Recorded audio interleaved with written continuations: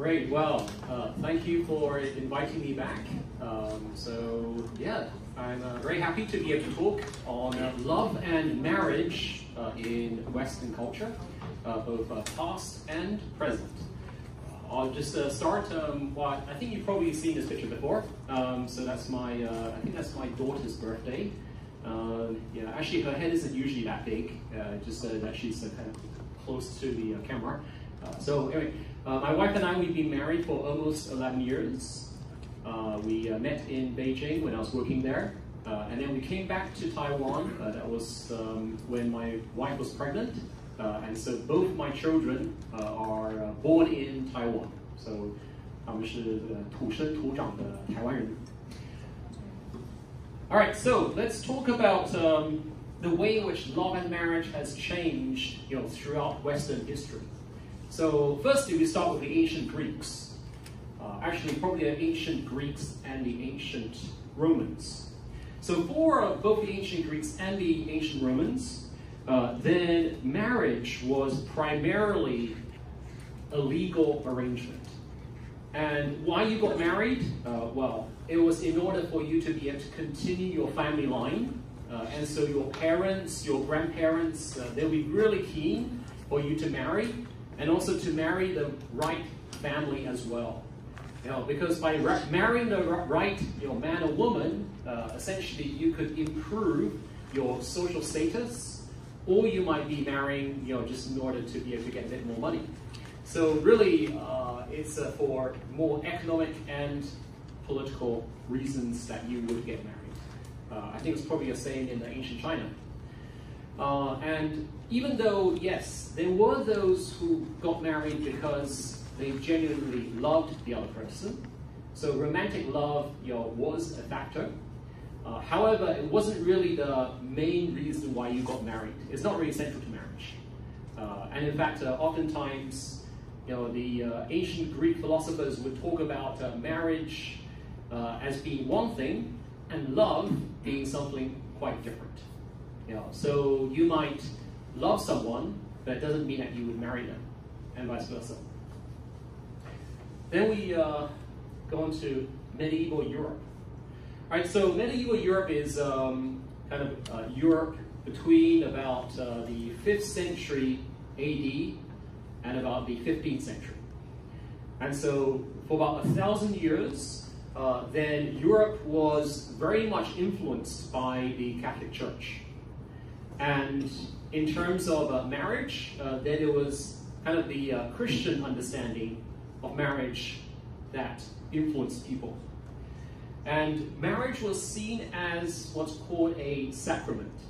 So sacrament is a means by which one receives God's blessing.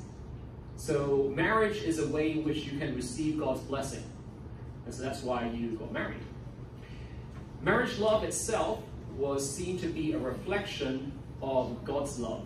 So the way in which the husband loves the wife, that's a reflection of how God loves his people. But, again, even though there's an emphasis on love within marriage, it wasn't really romantic love. Because marriages were arranged. Primarily, they were arranged. And the purpose of marriage was production of heirs. So you got married really in order to have children. And that's actually still the case within the Catholic Church. And so that's why Catholics are against any form of contraception. So the idea is that you get married and you have children. Because, why else would you want to be getting married, right? So that was the kind of idea within European, medieval Europe, and even within the Catholic Church today. Sorry, you can go forward. Right, then we come to the Renaissance. So the Renaissance was around about the 15th century. I think we're probably familiar with the names Michelangelo and Leonardo da Vinci. So they were famous painters and sculptors during the time of the Renaissance. So during the Renaissance, then it was also a time in which there was a lot of literature that was being written. great stories of romance. But the way in which, romance was seen during the Renaissance was in terms of what's called courtly love. So love within the court. So the court of a king, for example. And so you would have the chivalrous knight. The knights would protect the king and the queen. And sometimes one of the knights would fall in love with the queen. Or maybe as the lord and his wife. And they would have knights who would protect, the estate. And the knight would fall in love with the lord's lady. And in this case, then, it would be love which was more sort of devotion and loyalty. And the knight would, in fact, protect the honor of the lady at all costs. And so even though the knight might be in love with the lady, there'll be no physical contact between them. Or maybe just like, kissing her hand. That'll be the extent of which they might be expressing their love to each other. And that was seen as being kind of like the ideal form of love. In fact, I'm not sure whether you're familiar with the term Platonic love. Plato, he saw one of the ideal forms of love to be one in which you love just mentally, not physically. And so there's no physical contact, but your hearts are in love with one another, but it's purely mental, it's purely emotional. And that, in fact, influenced the concept of love within the Renaissance. And so the form of love between the lady and the knight would be purely Platonic. They might be deeply in love with each other, but they would never show it physically. So during the Renaissance, then marriage was still similar to before, for the sake of political allegiances and for economic reasons as well. So arranged marriages by your families. You wouldn't get married because you were in love with someone. Apart from, very few cases. Obviously you can think of who? Romeo and Juliet, right? So yeah, in the case of Romeo and Juliet, then yes, they fall in love with each other and then they get married. But remember that Romeo and Juliet ends up in what? In disaster. And so, actually romantic love usually wasn't the best way in which you would choose a partner, even during the time of the Renaissance.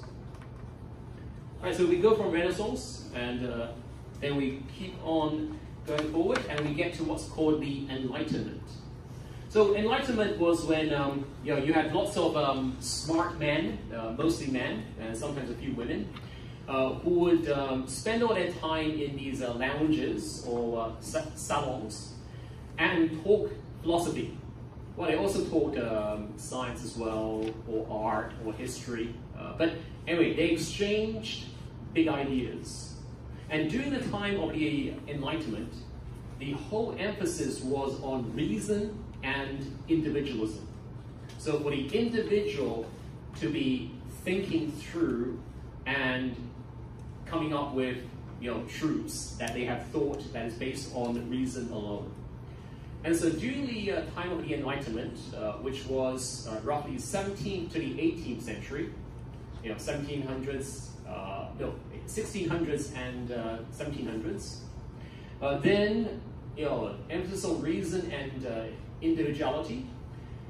It was seen that one had the right to choose one's marriage partner based on affection and compatibility. And so because the emphasis on individual rights, and so therefore the individual, not the family, has the right to choose who you want to marry. And also, women were seen as having equal rights, or at least, being equal partners. So instead of women always being submissive to their husband, then for many Enlightenment thinkers, then they would think that actually we should also consider the needs and the wants of the women as well. Because women are also rational. Women are also able to think for themselves. But even though there were these ideas about freedom and equality during the Enlightenment, generally speaking, marriage was still primarily for economic and for political reasons. So, in fact, most of the time, most people still got married for political or economic or social reasons, not for love. There's just a few philosophers who talked about, getting married for other reasons and choosing based on other factors, but most people still got married the traditional way. And during that time, also divorce was frowned upon. So you got married and you stayed married. Right, then we come to the Industrial Revolution. So the Industrial Revolution was from the late 18th century into the 19th century. Starting in England, but spreading throughout Europe and North America. So the Industrial Revolution probably brought about the biggest change, actually, when it came to marriage. So because many people, they left the rural parts of the country and went into the cities. And so whereas before, they would be living closely with their families, their extended families, now all of a sudden, you have individuals going into the cities. Kind of similar to what also happens even today. You will go from Pingdong to Kaohsiung or to Taipei. And so you leave your family and then you go to the city and then you get married. And then why do you get married? Well, oftentimes you get married based on love and affection instead of your family arranging it, because you've already left your family. And so because of the social and economic mobility, now all of a sudden, you are one individual making money, you can support yourself, and so you have two people who are both working, who fall in love, and then it's much easier for them to get married. And so you can choose your partner. And then also during this time, there was what's called the Romantic movement. The Romantic movement was all about getting married because of the passion that you might feel for the other person. And so there was an emphasis on romantic love as being one of the main reasons for one to get married. All right, then we come into the 20th century. So in the 20th century, then marrying for love becomes the norm. So apart from maybe in some very traditional societies, then certainly most people in the cities, in Europe, in North America, in the 20th century, you fall in love and you get married. And marriage also became less of a sort of societal expectation. It was possible for you not to get married. Whereas in the past, then it was expected that you grew up and you got married and you had kids. But now in the 20th century, that is no longer the case. And then also, divorce becomes more common. Because if you get married not because your parents, not because your family is wanting you to, you don't have the whole extended family to consider, you don't have the property, the inheritance to be thinking about, from your two families. You get married purely out of your own personal choice. So then if you choose to divorce, it's also your choice. And then we also saw in the 20th century the rise of feminism. So feminism began to challenge the traditional gender roles within the family. So as before then, men would work and women would look after children at home. Now in the 20th century, then it became very common for both men and women to be working. Sometimes even for the woman to be working and the man to stay at home. And then we also saw what's called the sexual revolution in the 1960s and 70s. That actually also coincided with the rise of contraceptives as well. And with the sexual revolution, then we see sexual freedom and experimentation. And so sexual freedom becomes prevalent, and so not only limited to within marriage itself. All right, then 21st century. In the 21st century now, well, what we are pretty familiar with, I think. And in the 20th century, then what we now see, is that delaying or not getting married has become more common. And so whereas before you get married maybe when you're like 18, 19, 20, 21, now what is it? 30s, 40s? We're not getting married at all. Many of my friends who are my age, they're not married. And maybe they don't plan to get married. And marriage is no longer seen as being necessary. It's not as if you're not married, what's wrong with you? No. It's perfectly normal for you to be married or for you not to be married. And then, marriage, is no longer seen as, something which necessarily defines you, or even whether or not you have children. So we see more and more people having children outside of marriage. Whereas before, in the 18th, 19th century, if you had a child outside of marriage, the child would be considered what? Illegitimate. Even worse, you might even call it a bastard. But now, it's like, okay, fine. You have a child, that's your child. There's no difference whether you are married or not married. And then we see in the 21st century also the definition of marriage has changed. In many countries, even including Taiwan, same-sex marriage has become legalized. And in fact, we also have seen the rise of what's called a polyamory, or open marriages. So marriages in which you might have more than one partner, or marriages in which both sides have several partners.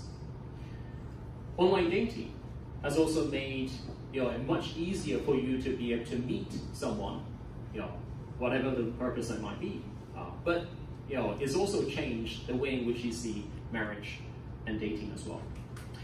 All right, so that gives us a brief history of how marriage and love has evolved from the early Greeks and the early Romans until the 21st century. So we see that it's changed, and it's changed quite a lot. But I think we also should be asking this next question. And this next question is this. Problems with today's attitudes towards love and marriage.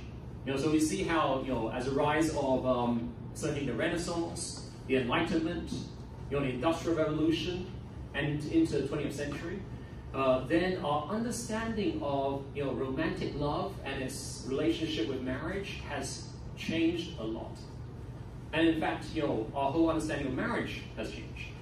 So what might be some of the problems that today we find ourselves in? All right, number one, I think what we see is unrealistic expectations. Unrealistic expectations. Today, what we see as far as marriage, certainly for those who want to get married, then it's all on trying to find the one, right? So you're trying to find the one, who you are destined to one day meet and marry. I think it was last year when my wife and I, we watched this TV program. Anyone seen this? Crash Landing on You. This TV drama, it really brings out this idea of meeting the one.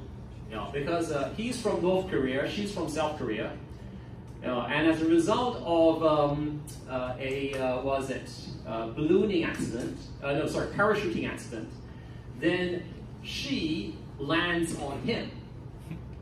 And from that point onwards, it becomes pretty clear that they are destined to one day be together.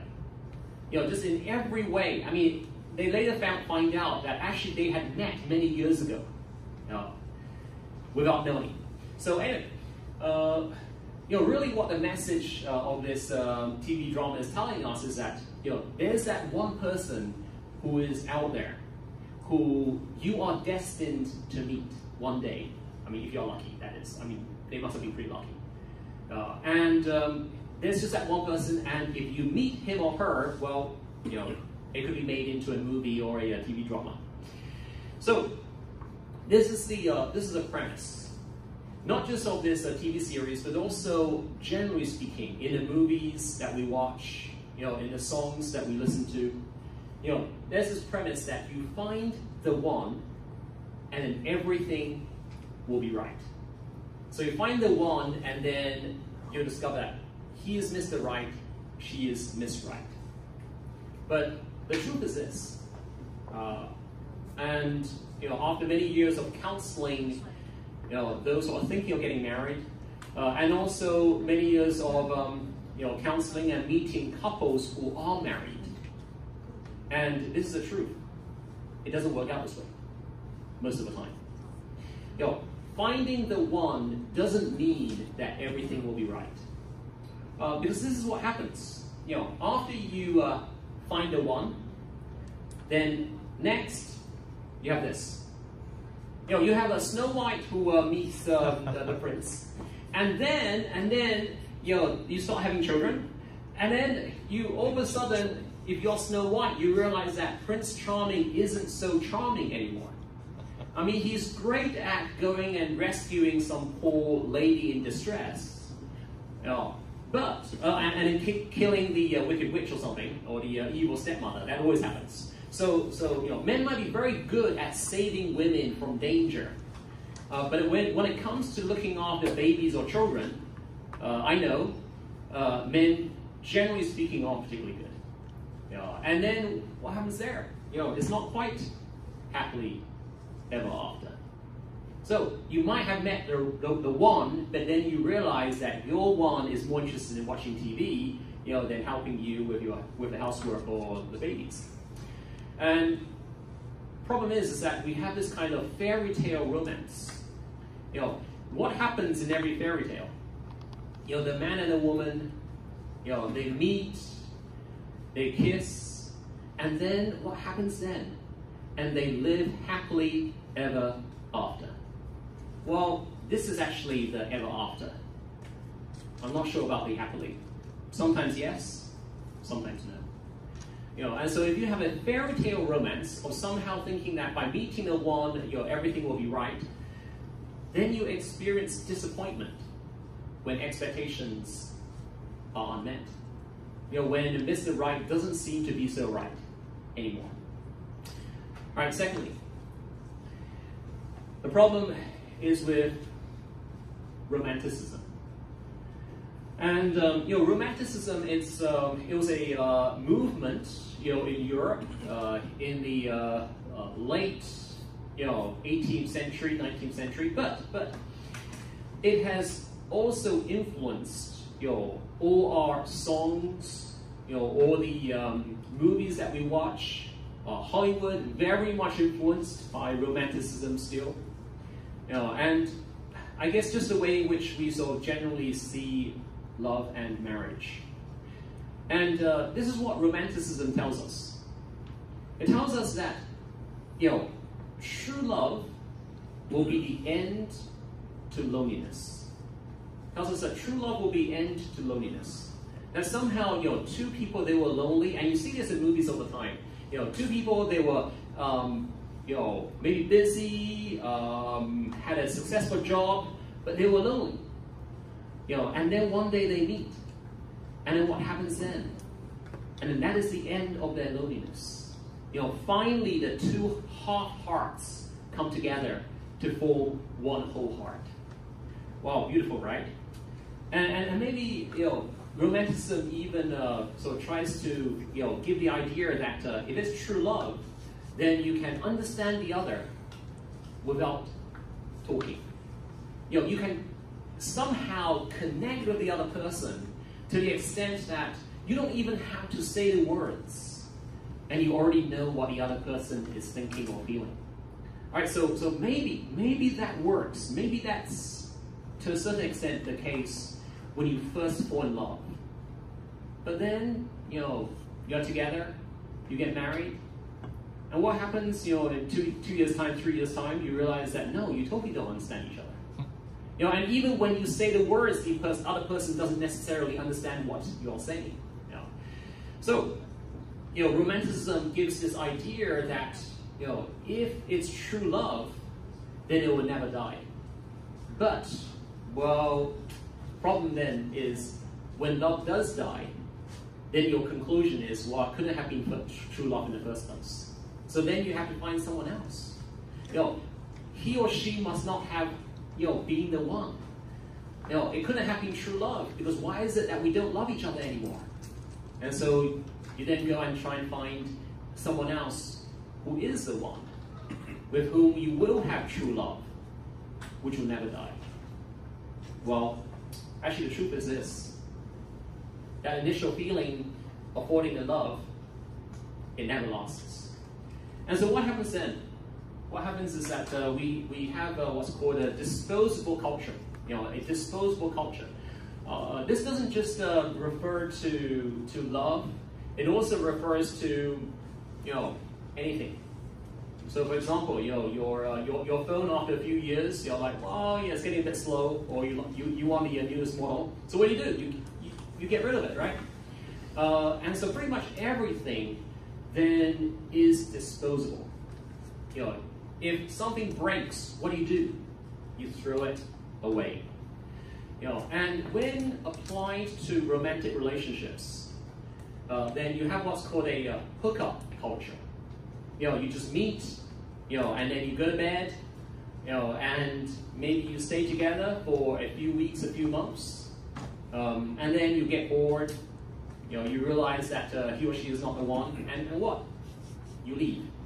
Or, online dating, I mean, you could just go online and tonight you could meet someone else, and you spend time together, but then it doesn't seem to work out, and so, that's the end.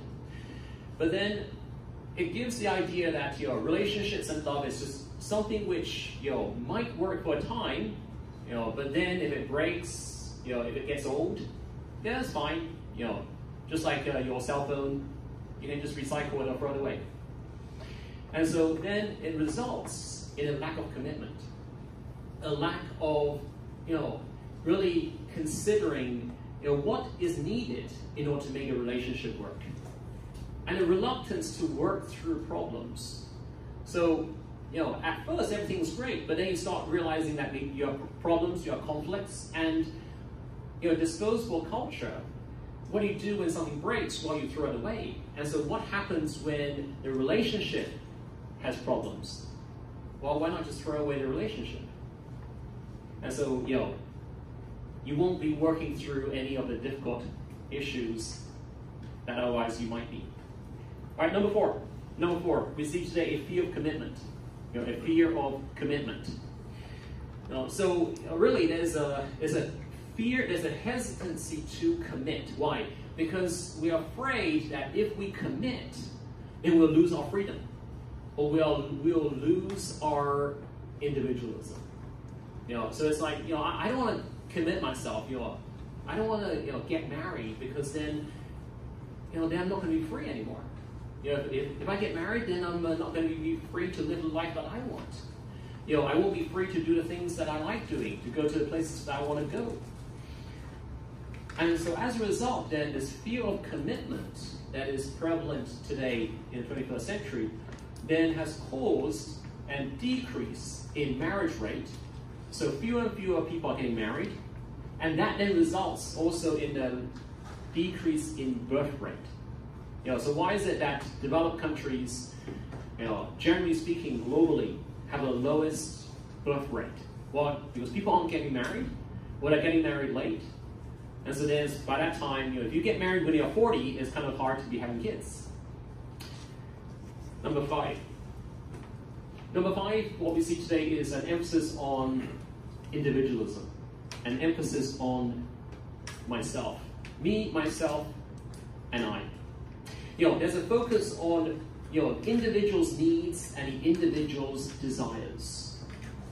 And there isn't really the consideration of the family or the community. And this then leads to the breakdown of relationships. It leads to the breakdown of the family, because if each person is only considering themselves and not considering what's best for the family itself, then if this marriage, if this relationship is not serving my needs, then why don't I just end it? And so why we see such a high divorce rate today, in developed countries. Because the whole emphasis is on me, as opposed to the emphasis being on my family. Right, so then the question is this, what can today's generation learn from the past? So I talked about the history of marriage and love, and talked about some of the problems that we face today, our current attitudes, towards love and marriage in the 21st century. In fact, I think the West and Taiwan is fairly similar in this. What can we learn from the past? What have we lost that perhaps we should reconsider retaining? And the first one is this. The idea that passion is blind.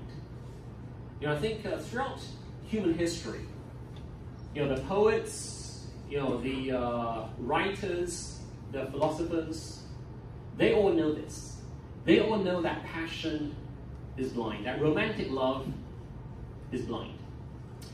There was this radio show in which the radio host was interviewing this lady, and this lady, she'd been divorced twice, and she was now with another man, but she said how mean the man was to her. He was very abusive to her. And it turned out that her previous, husbands and wives and husbands and boyfriends had also been very abusive to her in a similar kind of way.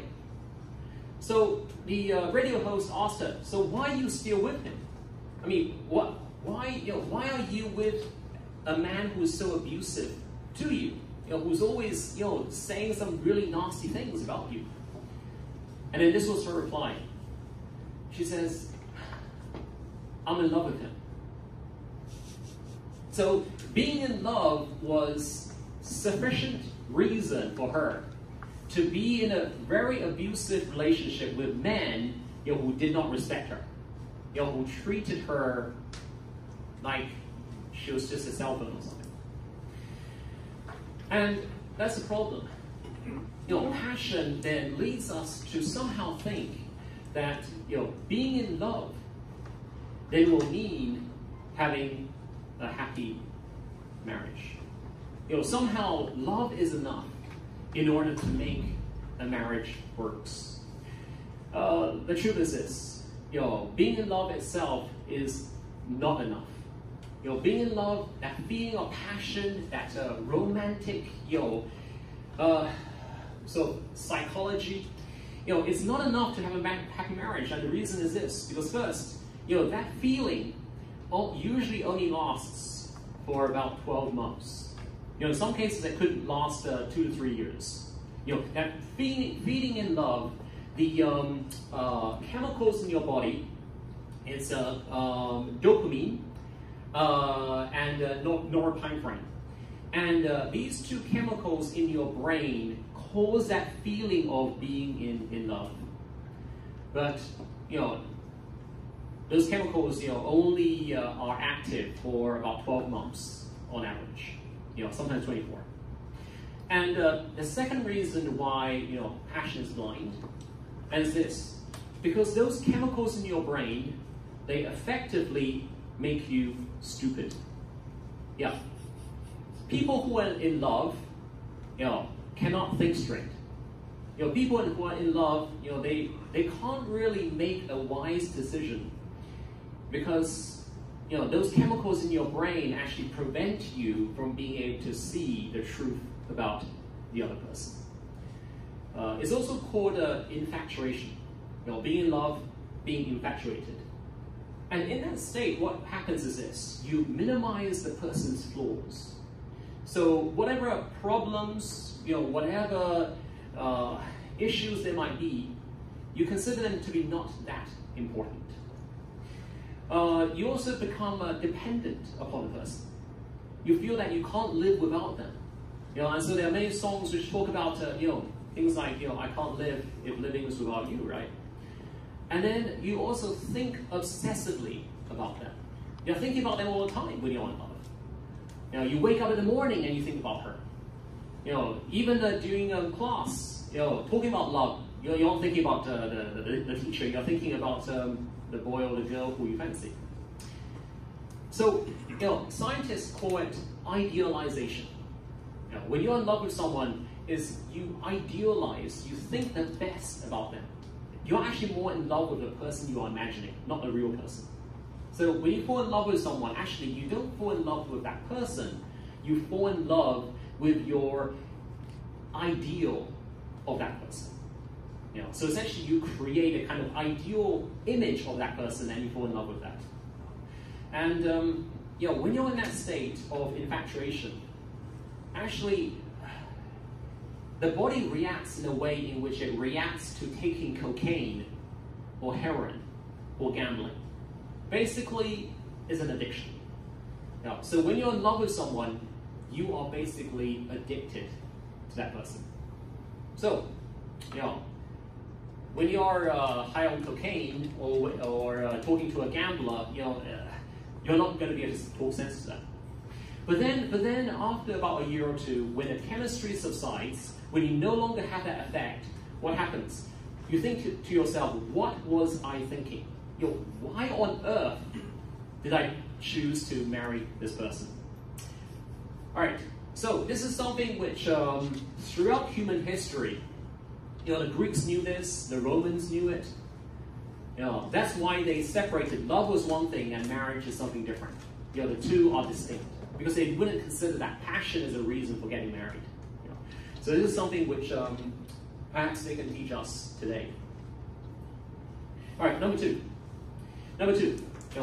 What can ancient wisdom teach us? Is this: look for a person of character. Look for a person of character, or look for the right person. The right man or the right woman. So what is a person of character? Well, the book of Proverbs in the Bible gives us a lot of good advice. And Proverbs 12 verse 4 says this: a wife of noble character is her husband's crown, but a disgraceful wife is like decay in his bones. So recommending to a young man who's thinking of getting married, find a wife of noble character. Actually, similarly, for the woman as well, find a man of good character. And so a husband of noble character, is your crown. And a disgraceful husband is like decay in the bones. So when you look at someone, then think about, what would this person be like in 20 years' time? Don't look at them now. I mean, right now they're probably looking pretty beautiful. They're probably looking quite handsome. But what will they look like in 20 years' time? What will be about them that will attract you in 30 years' time? If they have what will attract you in 20 or 30 years' time, then they're much more likely to be the right one. I think the question is this: is this person suitable for a relationship? Is this person suitable, in fact, to become someone's boyfriend or girlfriend? Is this person suitable to get married? And here are a few things which I think we need to be considering. Who is Mr. Right? Who is Ms. Right? Well, I'll say that whoever is the right man or woman, is not any of these things. So number one, you're prone to anger. You don't want to get married to a man who will all of a sudden get really angry and then hit you. Okay? Number two, someone who has a victim mentality. Anytime anything goes wrong, it's always someone else's fault. Okay, my daughter does that. Right? So whenever she gets something wrong, it's like, it's all your fault. It's like, no, it's your fault, okay? You need to take responsibility. And I'm teaching that to her. But she's 8 years old. It's understandable, it's excusable when you are 8, but not when you are 18. And certainly not when you're 28. So, victim mentality, everything being someone else's fault, then there's a problem. Number three, possessiveness and jealousy. If talk to another woman, just talking to her, makes your girlfriend jealous, you have a problem. I mean, you just look at another woman, right? And she's like, who are you looking at? Okay, that might be a problem there. Number 4, sexual immorality. If this person has like multiple sexual partners, is like sleeping with like 2 or 3 men or 2 or 3 women, at the same time, you have a problem. Okay, so are they actually sexually faithful? Number 5, immaturity. They are 20 years old, but they still behave like they are 10. Or they go to their mummy, every time something goes wrong. They are not ready, for a relationship. Number 6, unsettled relationship. Are they still in love with their ex-boyfriend or ex-girlfriend? Do they still call each other every night? Not really suitable. Or number 7, unresolved trauma. Has something happened in their lives, and so actually they are unable to give you their heart because their heart is so fearful, of what might happen or what has happened. So any of those things, would make someone not the person who is suitable for a relationship. I mean, if that's you, then probably you need to be working through that first before you enter into a relationship. Otherwise, you'll be harming that person and harming yourself as well. All right, and then, what do your parents, your teachers, and your friends advise? What do your parents, your teachers, and your friends advise? So, oftentimes, your parents or, certainly some older, like uncle or aunt, who really cares about you, they know you better than you know yourself. And oftentimes they also know what's best for you. So, just ask them, is he a good fit? Is she a good fit? I remember when I was thinking of pursuing my wife, I'd just broken up about half a year ago. Actually, no, a year ago at that time, with my ex-girlfriend. And I remember that everyone around me was opposed to me going out dating my ex. And so when I was thinking of pursuing my wife, I asked everyone who had told me not to pursue my ex-girlfriend. So everyone who objected to the previous girl who I had pursued, I asked them. I said, how about her? And every one of them said, yes, I think she's suitable. And so, yeah, then I decided that she probably was suitable for me. Proverbs 15 verse 22 says, plans fail for lack of counsel, but with many advisors, they succeed. So you need to be asking other people who you trust, people who have some wisdom, people who know you, people who want the best for you. And number three, this is something that we really need to be learning from the past. The value of commitment. Something that previously in marriage people knew the value of, but unfortunately today we don't tend to see its value. In the past, marriages had to go through very difficult times. Think of all the wars throughout human history. Think of all the economic crises. Think of global pandemics, much worse than COVID-19, like say the Black Death. Many couples, they'll be having like 10 children and would lose, 5 or 6 of them. And so, couples in the past, husbands and wives, they went through really, really tough times.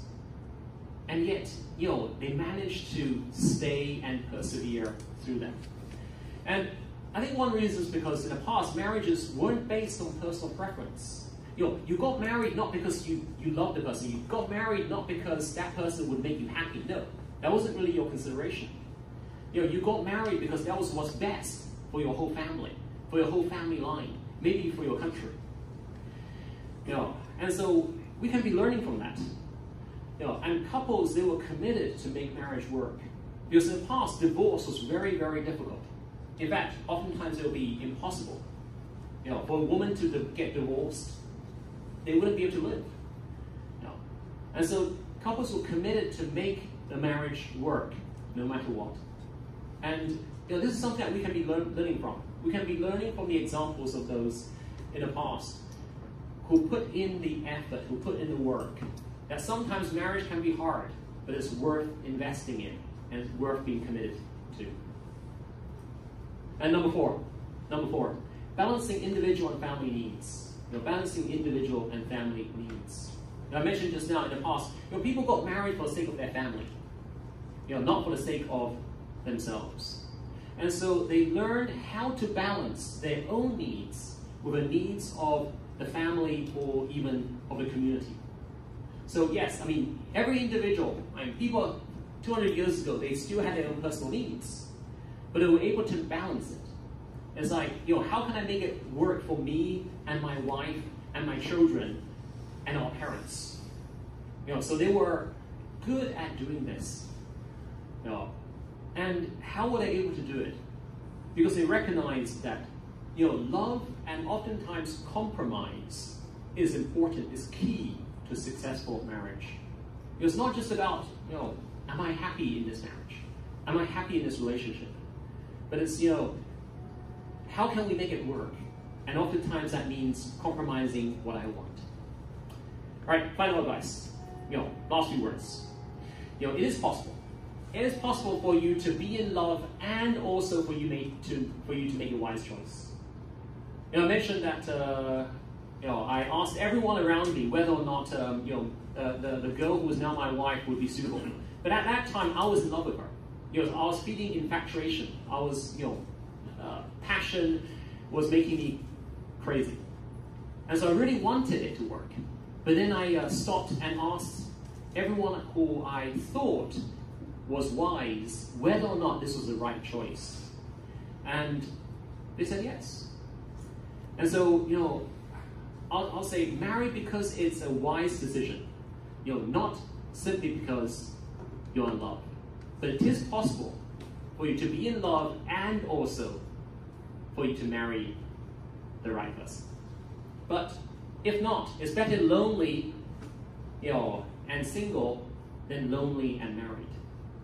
So, if you want to choose one, I would suggest that you're lonely and single, because at least then there's still a chance that you could be happily married.